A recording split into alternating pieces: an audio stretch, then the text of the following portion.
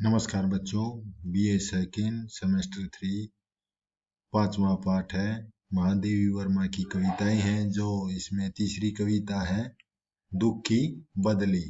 तो यहाँ पर कवयित्री ने अपनी तुलना एक बादल के समान की है। जिस प्रकार बादल बरसता रहता है उसी प्रकार कवयित्री भी दुख और पीड़ा में उसकी आंखों से बादल के समान आंसू बरसते रहते हैं।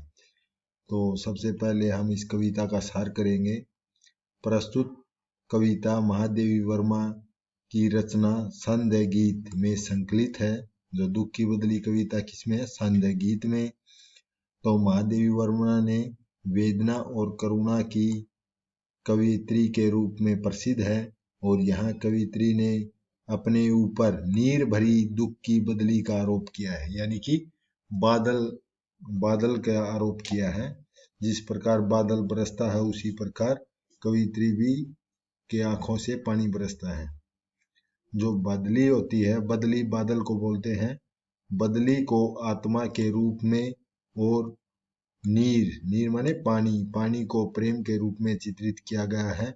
जिस प्रकार बादल अपना जल निरंतर बांटते रहते हैं उसी प्रकार कवयित्री भी चीर विरह में लीन होते हुए अपने प्रेम को निरंतर बांटते रहने के लिए आकुल है। आकुल मतलब बेचैन रहती है। वह बदले में किसी प्रकार की कामना नहीं करती है और कवयित्री बदली से अपनी तुलना करते हुए मानती है कि उसका हृदय वेदना मतलब दुख और पीड़ा से पूरी तरह भरा हुआ है। उसका जीवन पूरी तरह से दुख से भरा हुआ है और उसकी आंखें हर पल बरसती रहती हैं और उसके प्राणों में जड़ता, यानी शरीर हमारा जड़ है और जो चेतना शक्ति है वह आत्मा है। तो उसके प्राणों में जड़ता समा गई है और उसमें उल्लास नहीं है। वह स्वयं को भूलकर विषयों के अंधेरों में मुस्कान भरती है और उसके हृदय की वेदना आंसू बन करके दीपक के समान चमकती है। जिस प्रकार आकाश में बादलों में बिजली चमकती है उसी प्रकार महादेवी वर्मा भी दीपक के समान चमकती है। वे गीतों के रूप में प्रकट होते हैं और उनके पग पग में मधुर सपनों का संगीत भरा हुआ है और उनके एक एक सांस में मधुर कल्पनाओं की गंध झरती है। जिस प्रकार झरने से और मलयाचल पर्वत से जो सुगंधी आती है, मलयाचल क्या होता है? चंदन के देश से खुशबू आती है, उसी प्रकार उसके मधुर कल्पना में गंध झरती है। वह इंद्रधनुष के रंगों की तरह है। जिस प्रकार बादल बरसता है तो आसमान में इंद्रधनुष के 7 रंग दिखाई देते हैं, उसी प्रकार महादेवी वर्मा के आंखों से आंसू बरसता है तो वह भी एक सतरंगी चुनरी ओढ़े हुए है। तो वह इंद्रधनुष के रंगों की तरह भावों और विचारों के वस्त्र बुनती है। उसके जीवन में सदा दुख की शीतलता रहती है और बदली जब बरसती है तो धरती पर नव जीवन का संचार होता है। कवयित्री भी वेदना से भरे अपने गीतों का सर्जन करती है और वह जीवन की कुलुषता माने जो बुराई है को धो डालती है। वह गीतों के रूप में सदा सभी को सुख प्रदान करती रहेगी और वह अमर स्मृति के रूप में अपनी सत्ता बनाए रखेगी।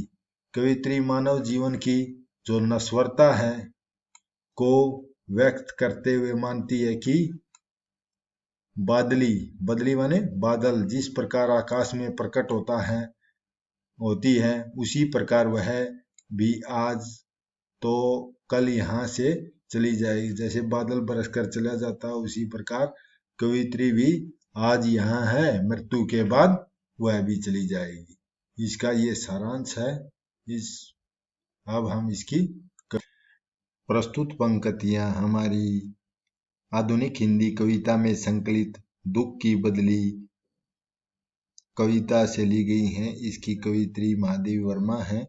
तो इन पंक्तियों में कवित्री ने अपने आप को एक बदली यानी कि बादल की पत्नी बदली का प्रतीक माना है। और उन्होंने मैं नीर भरी दुख की बदली संपदन में चीर निष्पदन बसा है, क्रंदन में आहत विषव हंसा है, नैनों में दीपक से जलते हैं, पलकों में निर्झरिणी सी मछली है। संपदन का मतलब है हलचल या कंपन, और निष्पंद का मतलब है शिथिरता, अचल, जो शिथिर होता है। तो कवित्री इन पंक्तियों में कहती है कि जिस प्रकार आकाश में एक छोटा बादल का टुकड़ा होता है, उसको बादली बोलते हैं, वह जैसे वर्षा यानी वर्षा के लिए जिस प्रकार उसमें बदली में क्या है, पानी भरा होता है, तो उसी प्रकार कवित्री कहती है कि मेरे जीवन में भी दुख भरा है, दुख की बादली है, यानी कि बादल में पानी भरा होता है और कवित्री के हृदय में दुख भरा हुआ है। जैसे संपदन होता है कंपन, हलचल, यानी कि जो कवित्री में क्या है, हलचल हो रही है। कवित्री में कवित्री कहती है कि जिस प्रकार बादल में हलचल होने पर, यानी कि बादल जब चलता है हवा के साथ तो हलचल होती है, और बादल बरसने के बाद क्या हो जाता है, निष्पंद यानी कि शिथिर हो जाता है। बरसने के बाद वह आकाश में शिथिर रहता है। उसी प्रकार कवित्री कहती है कि मेरे हृदय में क्या है, कंपन है, संपदन है, धड़कनों से भरा हुआ है, परंतु मानव जीवन अमर है। मानव जीवन क्या है, चीर माने अमर है। और हमारी जो आत्मा है, आत्मा शाश्वत है, वह ब्रह्मा का रूप है, वह अशिथिर है, यानी कि अचल है, वह एक जगह स्थिर है। उसका यानी शरीर का अंत हो जाता है, परंतु आत्मा का नाश नहीं होता, इसीलिए आत्मा अचल है। शरीर मर सकता है परंतु आत्मा नहीं मर सकती। फिर आगे कहता है क्रंदन से आहत विषव हंसा है, यानी कि क्रंदन माने गर्जन से, जिस प्रकार बादल गर्जन करता है, क्रंदन का अर्थ है रोने की आवाज और बादल गरजने की आवाज। तो बादल जैसे गर्जन करता है, तो जो गर्मी से व्याप्त आहत लोग हैं, दुखी हैं गर्मी से, तो वे हंसने लग जाते हैं कि बारिश की आशा आएगी। उसी प्रकार कवित्री भी कहती है कि जो क्रंदन माने हाहाकार, कवित्री दुख के मारी रो रही है, वेदना उसमें परिव्याप्त है, उसकी वेदना को देख करके संसार हंस रहा है। आगे कहती है नैनों में दीपक से जलते हैं।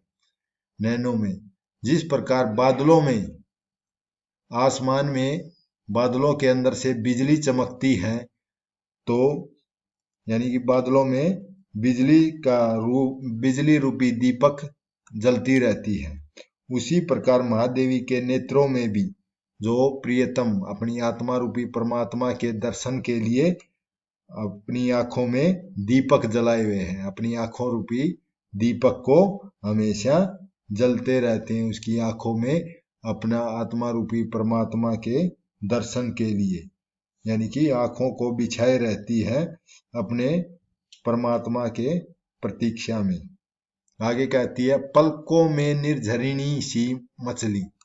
तो निर्झरिणी होती है नदी, यानी कि जिस प्रकार बादल बरसता है तो पानी की बूंदों की क्या है, नदी सी बहा देता है, यानी कि झरना की तरफ बरसता है। उसी प्रकार महादेवी वर्मा एक वियोगिनी आत्मा के रूप में, वियोग के रूप में अपनी आंखों से क्या है, निरंतर आंसू बहाती रहती है। इस प्रकार बहाती है जैसे नदी बहती चल रही हो। तो प्रस्तुत पंक्तियों का विशेष यह है कि भाषा सहज सरल खड़ी बोली है, तत्सम तद्भव शब्दावली है, और माधुर्य गुण है, जिसमें दुख पीड़ा का वर्णन हो उसमें माधुर्य गुण है। इसमें अनुप्रास अलंकार है, उपमा भी है और उत्प्रेक्षालंकार भी है। और ये कवित्री ने आत्म कथात्मक शैली यानी कि अपने ऊपर कही है, तो ये कौन सी है? आत्म कथात्मक शैली का वर्णन किया इसमें।